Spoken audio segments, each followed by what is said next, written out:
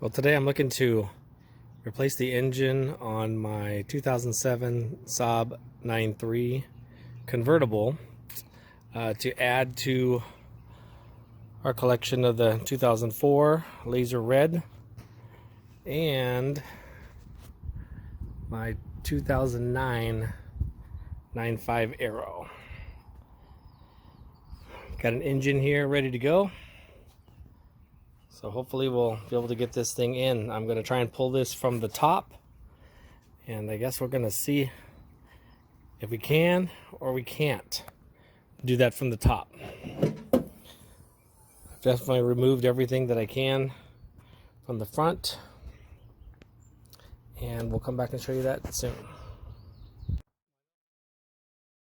went ahead and removed everything up front, the starter motor in order to remove the flywheel bolts, and removed all the bolts underneath that attach the transmission. Actually getting ready to just remove this top mount and the top two transmission mounts on the other side of this engine. I'm going to hook up the engine hoist to it, and we're going to see if we're going to be able to pull this out through the top. So the concern I have with pulling out the engine is just this little space right here between the engine front and the frame of the body, because that'll be the challenge of pulling out this engine. And the reason being is I've got to be able to clear a part of the transmission, which is, you can see here, this extends out. This part right here extends out. Now, one thing I might be able to do is remove this front bracket in order to get a little bit more room in the front. So we'll see how that goes, and we'll go from there. So you can see here, I've separated the engine from the transmission right here. So you can see that that has happened. So now I just got to make sure that the torque converter is clear, and then let's see if I can pull this thing out the top.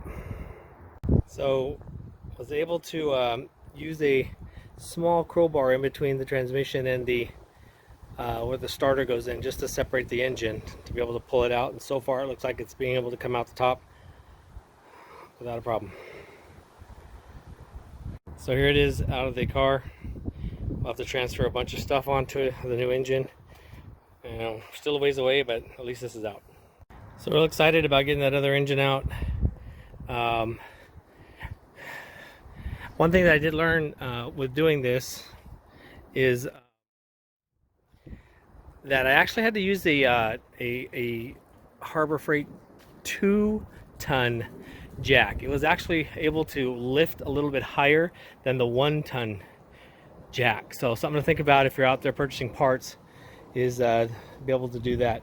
The other thing was there was actually 7 bolts in the transmission. I thought there was only 6, and there was one that I really had trouble getting to up here that I had to go down underneath the car and use a long extension from here in order to get across through it. So this is it.